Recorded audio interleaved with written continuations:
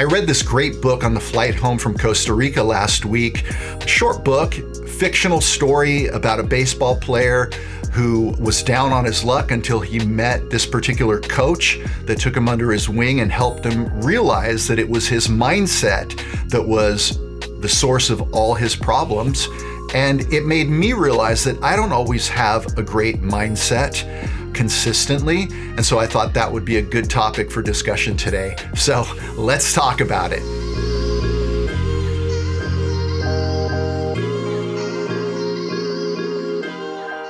So the book I mentioned in the opener is by an author named Darren Donnelly. And I'll put the information down below or on the screen so you have it.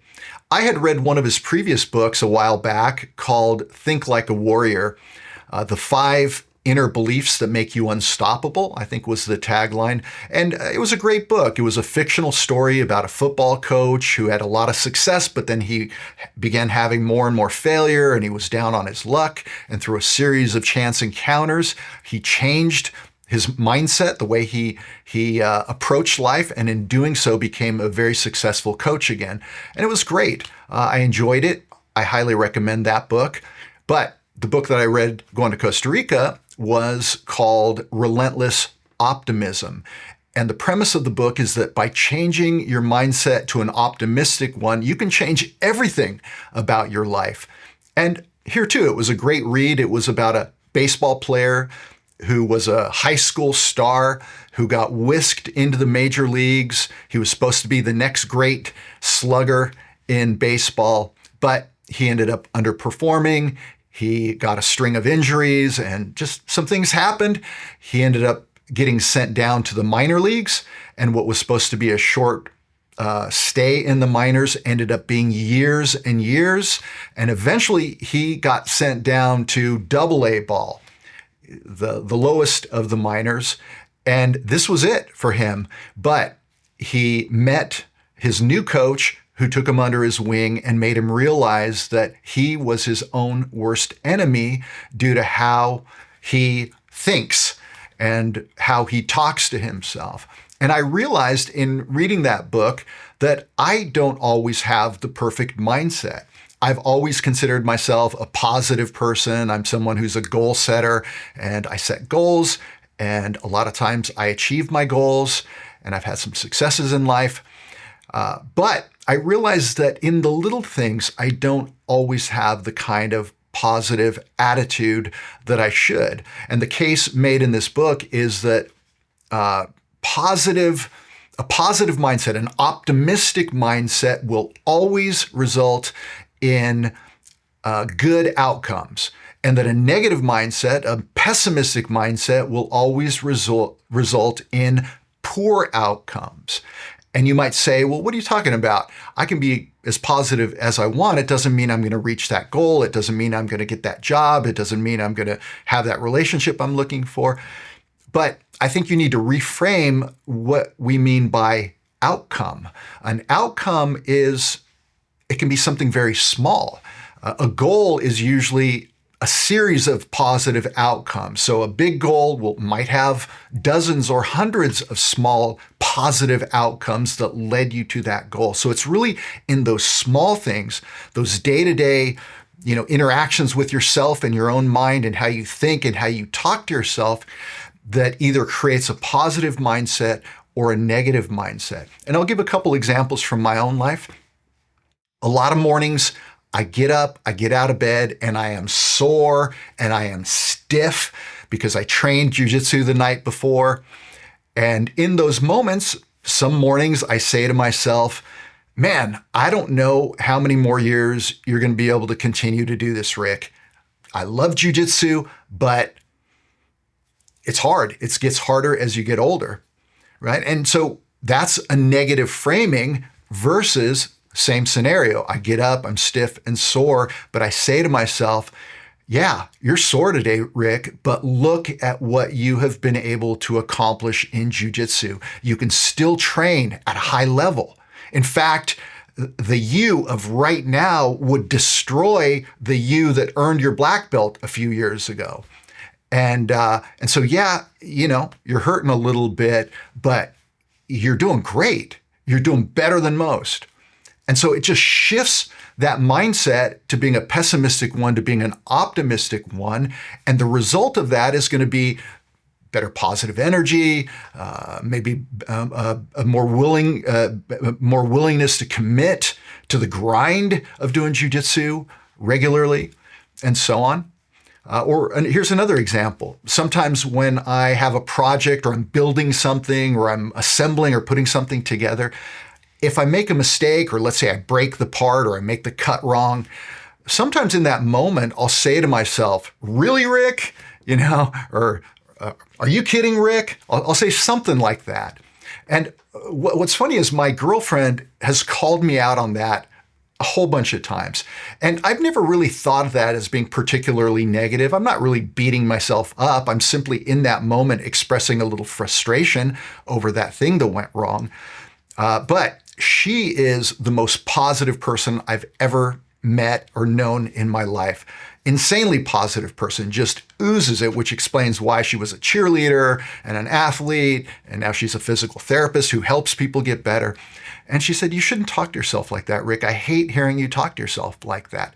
And again, here too, through that book, I realized, yeah, that's the wrong approach, because a failure says nothing about you as a person. It's not intrinsic to you. It's simply something went wrong in that moment. And a failure is really just a data point. It's a data point that something needs to change, something needs to improve. It's an opportunity to do it again better. Or another example, I used to be a software developer for like 20 years. I wrote code. And I used to say, I've said it a million times, that software is nothing but an endless series of problems to solve. Well, that's a negative framing. You frame this thing as a negative, as a problem. And so any big software application generally consists of lots of small components. And if you think of all of those components, each one of those as a problem to solve, well, that's a negative mindset, as opposed to saying software is an endless series of opportunities to expand your thinking, to grow, to do something incredible. The recommendation in this book is that we monitor our self-talk. We listen to ourselves. We look at we track ourselves throughout our day. And when we express something that is negative, we immediately argue against it, and then we immediately reframe it into something positive so we can learn better habits moving forward. And I've always been an advocate of something called mindfulness. Mindfulness is simply that you observe yourself as you go through your day. You observe your interactions with people. It's almost like you have a version of yourself kind of floating behind you, just watching all your interactions, looking for information. And the observer is not a judge. The observer is not to beat you up. The observer is simply there to collect information so that as you go through life, you can improve and make corrections to the things that are unhealthy or negative. If X causes you to get triggered in some way, well, the mindful person sees that and looks for the patterns that led up to that event so that in the future you can recognize that this is coming earlier and take evasive action. And so it's a great skill to have. The author of the book also used an acronym when it comes to failure, because failure is part of life. We will fail a million times in life. Big failures, small failures, imperceptible failures. If you're a jiu-jitsu practitioner, failure is baked into the cake. You will fail far more in jiu-jitsu than you will succeed, at least for the first few years. As a white belt and as a blue belt, you will tap far more than you get tapped. And if you look at those taps, or someone dominated you, or you look at those things that happen on the mat from a pessimistic, negative viewpoint, well, you're not going to last in jiu-jitsu very long. That's going to be a hard road. You're going to leave the academy feeling bad about yourself. And I've seen it many, many times. On the other hand, if you look at those failures as an opportunity to improve, an opportunity to grow, as data that helps you learn to not fail in that way. So if you got tapped today, Maybe it took your opponent longer to tap you than he did last time. Well, that's a success. That's not a failure. Yeah, you got tapped, but you were a lot tougher to tap. And so the acronym that the author used is that failure is a lie, an LIE. Failure is limited, it's isolated, and it's external, meaning it's limited to that thing, and it's isolated to that thing, and it's external to you. It has no bearing on you as a person or your self-worth as a person. Failure is simply a data point there. And so if you don't internalize it, you don't make it about yourself personally, then you're much better equipped to fail in a way that lets you frame it in a positive light and then begin moving toward positive outcomes as a result of that. And there are plenty of things in life that could fail, could go wrong. Maybe you lose your job. And one response is that you can go to a dark place for a while. You can be depressed. You can lick your wounds. Or the positive version of that is that you say, you know what? There's an opportunity here. Yeah, it sucks to get fired, but there's an opportunity hidden here. I don't know where that opportunity is. Maybe it means I have to go learn some new skills. Maybe it means I can pivot to a different career. Maybe it means now's the time to start that business I've been trying to do. And so that mindset changes everything, absolutely changes everything. And it will begin producing positive outcomes. And if you have enough of those positive outcomes, your life is going to unfold in a really positive, beautiful way. So that's my message for today as we wind down 2024.